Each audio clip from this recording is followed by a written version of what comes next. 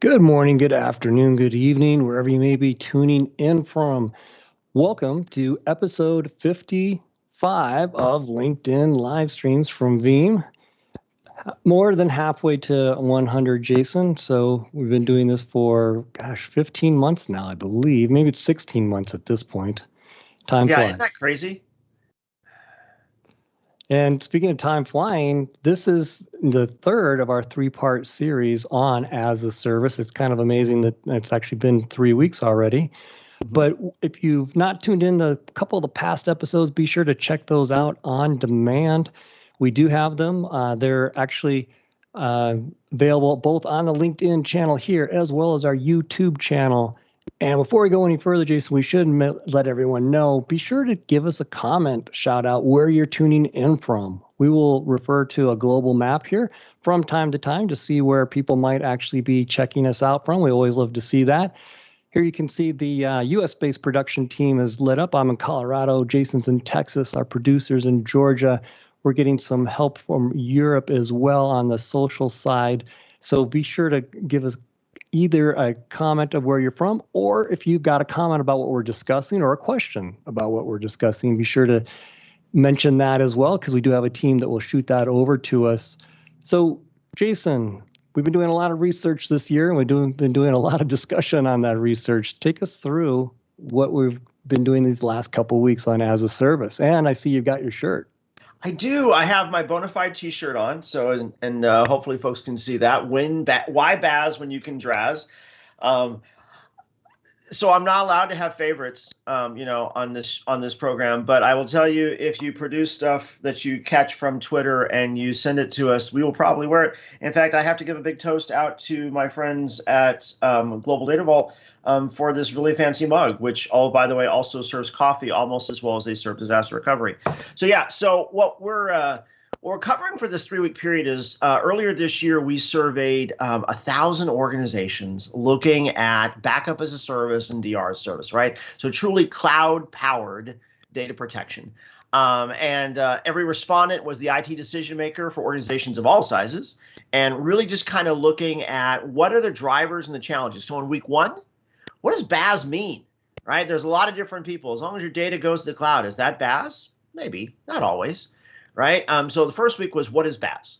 The second week was, what are really the drivers towards BaaS, and also the challenges and considerations against, right? What do you need to be doing to mindfully look at BaaS and DRaaS solutions holistically and how it might fit your environment? And then, of course, BaaS and DRaaS is a partner-centric offer, right? It's about service providers complementing your teams, complementing your infrastructure, helping you get better outcomes. So why wouldn't we want to finish this series talking about why and how to choose a service provider?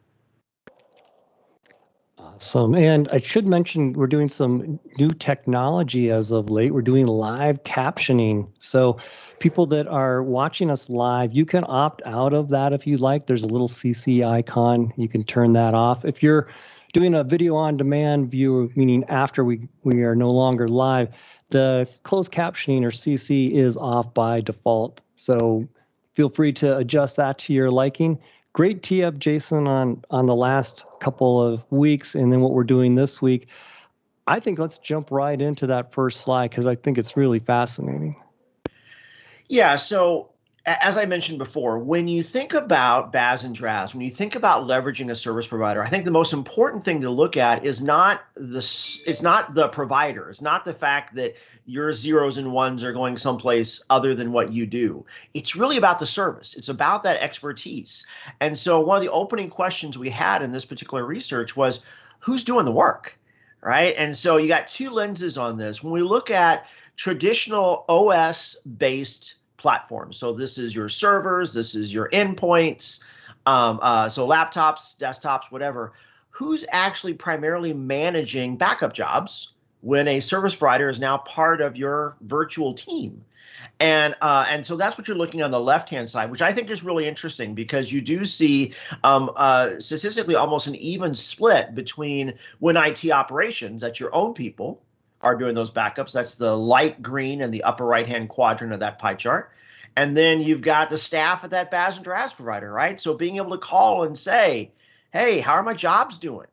Right? Hey, can you restart this? Can you troubleshoot this? It's one of the best reasons to have a BaaS or DRaaS player.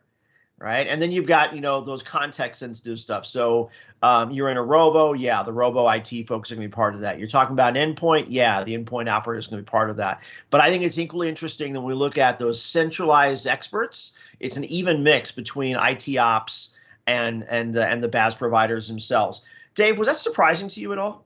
Yeah, it is. And, one of the things I like about these results, and actually a lot of the results we've seen from the as a service research, is it's not a singular thing. There's no one motivation for it. In this case, there's no one role that's predominantly active. It really depends on that organization and how they like to do business, or at least how they're currently doing business at the moment. So it shows the flexibility of the deployment model, but I think it's very interesting that the only constant is it seems like all over the world, any company size, any vertical, they're interested in this deployment model. After that, it depends and it varies kind of a response. Yeah, and I think the main thing we should take away, hopefully, from this whole series is the fact that BaaS does not mean one thing. Right. It is not just about expertise. It is not just about a local appliance. It is not just about cloud consumption, right? It's about leveraging the power of cloud in whatever way makes the most sense for you to accomplish your data protection goals, staff and provider. Before we get off the slide, though, let me kind of throw a little twist on this. When we look on the OS-centric, the traditional workloads on the left, when you look at the right, you see something a little bit different. In fact, next month in July, Veeam will be publishing what we call our Cloud Trends Report for 2021, looking at all the different protection scenarios. And I think it's interesting that a little bit of foreshadowing, that data is going to show that that while central IT predominantly drives traditional backups, when it comes to SaaS platforms, the application owner has a much larger share of responsibility. When we ask that same question in this BaaS and DRaaS report, we again see something very similar, where again, central IT, they're looking at all the data across the organization, and yet you see a little bit less of the BaaS admin because you see a lot more of the SaaS admin, right? They want that contextual awareness. Who better to decide protection and recovery policies for Office 365 than the Office 365 admin? And yet you see that the BaaS player being right arm in arm there, trying to help those folks out. I think that's super interesting. Yeah, and we alluded to it just a moment ago about from a BaaS perspective, what was the motivation? If we go to the next slide, though, we put a finer point on it. Now, admittedly, there's a lot of words going on here, but it's actually very easy to decompose. These columns are just sorted by the size of organization as expressed by number of employees. So you've got 52, just under 100 in the far left. If you go to the right, you're above 5,000 employees. But just I love how you color-coded this, Jason, because you don't even have to read. You can just look at the colors and get an understanding of, wow, this doesn't vary dramatically at all by employees count or size. Yeah, thanks, Dave. So one key thing to point out, we didn't show the busy version of this chart. There's like 15 different things that customers use as choosing one BaaS provider over another. And what we did was we took the top 5 of those, because it would be very easy when you look at the whole list to say, well, okay, this is why people across the research report said this is how I chose my BaaS provider, but that's only for SMB, right? Or that's only for enterprise. It's like, you know what? Yeah, let's ask that question. So we took the same question and we just cut it by the size of respondent. And it turns out, no, it doesn't matter, right? For a lot of these things, there's a lot of commonality. What you see across purple, that royal purple color, that means that is king, right, is data security. Yeah. Right? We if you haven't watched last week's episode, we talked about what were the concerns and challenges in going to BaaS.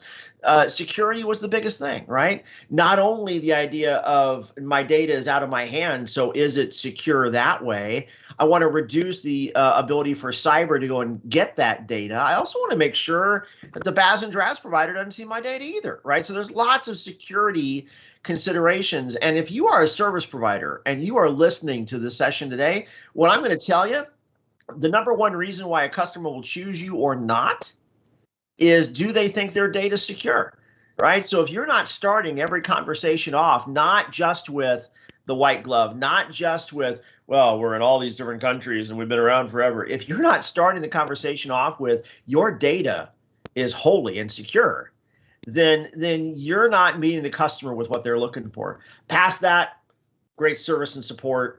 Past that, making sure that what the software is the customer already wants to use is hugely important. Take a look at the brown lines, right? So the backup software being offered. So in many cases, the customer already is using something they're mostly happy with on-prem. They want to augment that to the cloud. They don't want to reboot their entire solution just because they've decided to turnkey a service. So anyway, so that's the list overall, but there really isn't that much difference between sizes of orgs. Yeah, and conversely, the thing that jumped out at me, Jason, is unlike what we've seen with on-prem, where cost is really paramount. And we actually saw that from our data protection report. Globally, costs or concerns about costs came up actually about 3 different ways in the top 12 responses in terms of what would cause you to switch backup solutions. But on as a service, cost was nowhere near the top. Now, to be fair, we're showing you the top 5 different responses. So it's not 1 through 5. It was actually about 1 through 20 or at least 1 through 15 that we offered people in terms of selections. However, here, cost is in the top third or so, but it's certainly not the number 1 criteria, is it?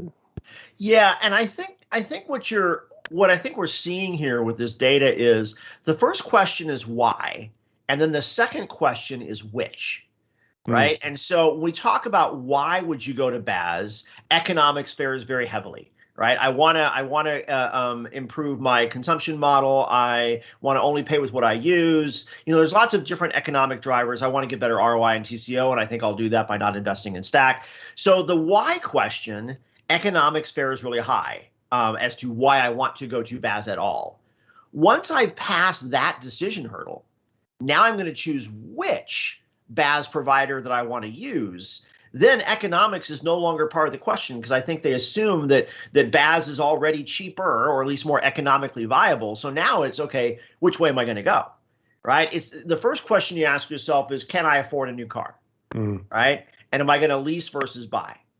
And then after that, now I get to go and choose the car. And that's what this list is telling us is how you're going to choose the car, or in this case, the BaaS service provider that makes the most sense for you.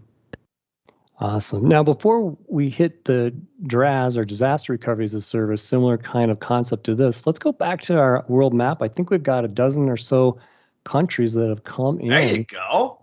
And, always nice when something big like Australia lights up. But we can see there, we've got Australia and India, Japan. We look over in Africa, Nigeria, Kenya, South Africa. Good. Got to focus on that. And then in Europe, we've got United Kingdom, Belgium, Poland, Czech Republic, and in the Middle East, we've got Qatar. And not wanting to leave anyone out, we've also got the Cayman Islands, which is kind of a rarity for us, Jason. So that's good fun. I kind of feel like we should be live streaming from the Caymans. I feel like they have a special need for us. But, there's some great countries on this list that I'm especially keen on. I always love it when ANZ, when Australia or New Zealand chimes in, mostly, especially in this series, right? So in a lot of our research, it seems like the Aussies are really very pro-cloud, very pro on the as-a-service model. And so often when we look at the data, they're almost always on that front leading edge as far as how to delight customers with cloud-based technology. So I love hearing that. Certainly, it is really late for our friends in India, and yet you can count on them being on the call every week. When we talk about modern tech and modern IT, kudos to them as well. And then, of course, my friends in South Africa, progressive in technology and fantastic in meat and wine. So for all those reasons and any other country that I haven't mentioned, thanks for joining, and just keep piling on for that. Yeah. And now if we double click on taking a similar kind of view as we did for BaaS, but now focused on disaster recovery or DRaaS, top 5 reasons, same concept, Jason, we've banded it by number of employees. Interesting, the top reason was for BaaS is the top reason for DRaaS as well, which is data security. Yeah, and not to overly plug, but that's why I'm wearing a T-shirt that says "Why BaaS when you can DRaaS." I think you're going to see a lot of more organic conflating of these two concepts over time. So it shouldn't surprise us that the top reasons of how you would choose a BaaS provider are in many cases the top reasons that you choose a DRaaS provider, right? So in both cases, you have a mechanism for synchronizing. I'm using that in the lowercase s, which includes backups and snaps and replicas, to get your data out of the building. And then the question becomes, am I looking at restoring data or am I looking at recovering servers? And the mechanics behind the scenes are very different. The expertise, one is a significant superset of the other. But as far as how would you choose the provider, what matters most is my data secure? Mm. 2, what are the capabilities that I have? And then 3, what kind of service and support am I going to get? Right. And by the way, those are not 3 bullets. That is number 1, number 2, number 3. That is ordinal. Answer those 3 questions and you will continue to deliver a great service business. Yeah. And similar kind of comment here, cost only comes up in 3 of the bands overall, but never higher than number 3 on the list. So while cost always at some point cost matters, but it's important to understand, I think especially because disaster recovery, the knock always used to be, well, DR is very difficult and it's also very costly. Therefore, we've not fully addressed it. However, I don't think, especially when you're dealing with as a service, that the difficulty needs to necessarily be as great of a burden, but cost itself not coming up high on the list again. Yeah, and again, I think the other thing I would draw folks back to, this is why we do these as a series, right? And not just, popcorn-based topics. When you go back to last week, what you would find is when customers said whether or not to do BaaS, there were 2 things: data survivability and economics, 3 different kinds of economics. But when we asked organizations, why would you DRaaS? It wasn't just economics, right? Mm-hmm. They wanted, there was cloud-first strategy. They wanted to reduce secondary infrastructure. They wanted better expertise. They wanted the process that comes with testing and documentation. Oh, by the way, and they also wanted better economics and data survivability, right? So there was a much wider variety of why DRaaS itself. And then once you've crossed that hurdle, that gate, then this says, okay, and how are you going to choose DRaaS now that you know you're going to do DRaaS? Oh, okay. We're right back to the same things: security, service, support. Oh, and it'd be really great if you were using the software that I already rely on and standardize on, because I don't want to reboot my entire environment. So. Yep. And I should mention, if you're tuning in kind of recently, we have enabled closed captioning capability within LinkedIn. If you're watching us live, I believe the default is closed caption on. You can go and tweak that setting, though. If you want to be utilizing that, it works best in full screen mode, of course. So just make that point. If you're watching later, meaning on demand, the default is to have CC off. Next slide blew my mind, Jason, because the satisfaction level is incredible. I always think it was at one point I started off life as a tester and mainframe backup before becoming a developer, and I always looked at boundary conditions. And so right away you look at, okay, what's both ends of the spectrum? Well, the very satisfied, the highest rating you could give, is approaching half. Now, conversely, if you're really upset, meaning dissatisfied, or the next level, somewhat dissatisfied, that in aggregate is 1%. So 99% are varying levels of satisfied.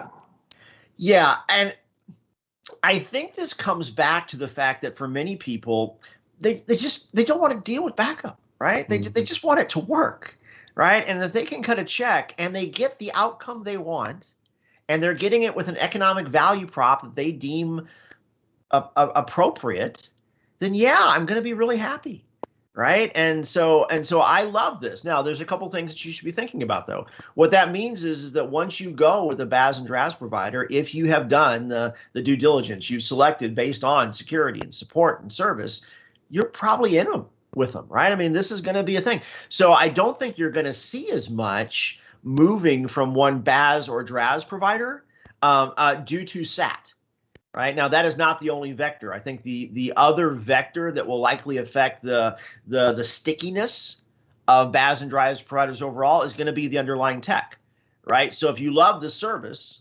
but they don't offer the capability that you need. So for example, if they do BaaS but not yet DRaaS, right, that could be a problem. It'd be like outgrowing your car, right? I love my 2-seater coupe, but when I started having kids, can't have that car anymore, right?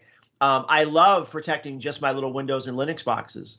But as I start adding Azure hosting, AWS hosting, Office 365, right, when I start outgrowing that basic scenario, I'm going to have to go look, right, because my provider's got to be able to cover that. So as long as those service providers are covering the set of capabilities and the set of protected workloads that you need, your satisfaction number probably is going to be really, really high. You're going to be with them, right? This is a marriage, not a dating deal. So once you're in, you're probably in for good, and that's not a bad thing. Yeah, if you're getting, I agree. If you're getting the results that you need, and you're also being able to potentially redeploy workforce into other areas, it's all net positive. And as we kind of wind down our last slide, I like this one. This is in some ways almost one of my favorite slides in our whole as a service series. And so, yeah, I'll let you drive us through here, but I just was really pleased with it. So, like everything else in BaaS and DRaaS, it depends, right? And so in this case, the question we were looking for was how much white glove do you want versus how much do you really just want to manage the whole thing yourself, but just on somebody else's metal, right? Those are the two extremes. And so we asked this is actually the same question. We asked, what describes your level of how you'd like to utilize BaaS and DRaaS? And basically there's everything is managed by IT on one side. Everything is managed by the DRaaS provider on the other. And then there's varying degrees through the middle. And then there's a neutral balance. And what you see on the left-hand side is that for about, what do we got, 55, 60-ish% of organizations, 63 maybe, percent of organizations, they still want to manage it. They just don't want to have to shepherd it all the time, right? They're gonna run their jobs. But they're not expecting someone to come and just completely turn it over. Whereas there's a smaller percentage that are actually kind of looking for that. I really want everything to be done by there. What you look at on the right is we reweighted the data without the middle, right? Without it could be either or, right? So basically it forces the respondents to choose. Would you be more self-managed or more managed by the provider? And then we thought, well, maybe that varies by industry size, right? Maybe a small business wants it completely turnkey and enterprise wants to be self-governed. Turns out that's not true, right? So with 1,000 respondents looking on that right-hand side, pretty much regardless of the size of the org, what I think you see is there is a market for a premium white glove experience, that 15 to 19%, that light green in the upper right-hand quadrant. There is a market, just like I have a friend of mine works at a car dealership, Sewell, and they do this true hands-on customer-led experience. And then there's people that I know that go to CarMax. They want to buy it themselves. They just want to transact and be done, right? But there is a market for both sides of that, and I love that. There's not a turnkey for that. I love the white glove experience. It's actually what I would prefer as a BaaS and DRaaS. But there's a lot of folks that I want to know that it works. I don't want to have to babysit it. I want the errors to go away, right? I just want it to work economically. And so that's what this data really kind of shows is there's not just one market or one way to consume BaaS. Yeah, and that's probably one of the best takeaways. If I netted out these last 3 weeks, it's that there is strong global interest for as a service offerings and availability, whether it's BaaS or DRaaS. However, some of what the results are may surprise you, meaning that it's not all about cost and actually the way that you deploy it, what you're looking to get out of it, how you want it managed can vary widely. So if we think about how you should choose a partner, make sure you're partnering with someone that can deliver the experience the way that you would like to consume it. And if you're not finding that with a partner, then you need to move on because there's many other providers. This data shows that you're not alone if you think, well, this is the way that I would like to do something. No, a lot of people have ways that they want to consume the capabilities. And you're absolutely right to want to express that. So as we wind down, Jason, we're going to switch gears next week, next Monday. You're going to be out of the office. I'm going to have one of our awesome SEs, Brad Lynch, join me. And we're going to basically drill down on some of the Veeam features that people maybe don't use or use enough of. But before that, this Friday, Mark Crespi from Exagrid is going to join Rick Vanover and Melissa Palmer. I was just thinking, I think I met Mark about 15, maybe 16 years ago now. So he has been in this space and Exagrid for quite some time. And then I think I'll give a tee up for what we just talked about this morning. We're going to have another 3-part series month after next. Maybe just give folks a little preview of that.